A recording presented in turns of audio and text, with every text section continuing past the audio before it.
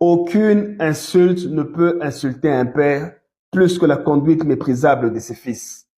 Et même quand un méchant s'élèverait contre eux, parfois il est lent à intervenir pour leur donner le temps de se repentir de leur désobéissance et de tirer des leçons.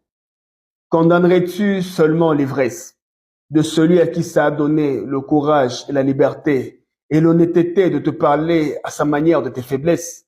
Ne serait-il pas mieux de travailler sur toi-même que de le vilipender, méprisant son pas qui titube, son langage qui n'est pas commode, irrespectueux, ses mauvaises attitudes ou encore la pureté de sa bouche qui sort des mots qui te blessent?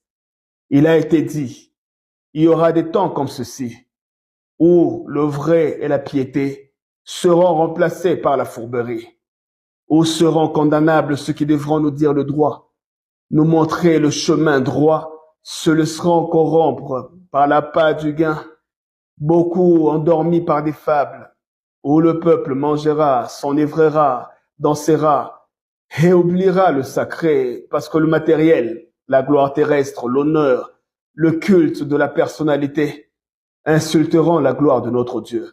Et dans ce temps-là, il suscitera des peuples venus de contrées lointaines, des peuples qu'ils n'ont pas connus de son vrai nom. Oui, il leur permettra de s'aimer la désolation parmi nous. Il les laissera souiller son temple. Ils emporteront ses ustensiles, pilleront sa fierté. Oui, il enverra des peuples majestueux, puissants et féribonds, et impétueux. Ils arracheront aux mères leurs enfants et aux pères leurs fils, sans respect, sans peur. Ils fouleront l'honneur de notre Dieu aux pieds. On l'évoquera et ne réagira pas aussitôt. Il les laissera partir avec l'arche de l'alliance, sans qu'il ne lève les petits doigts, pour nous rappeler qu'il y a très longtemps qu'on a brisé son alliance.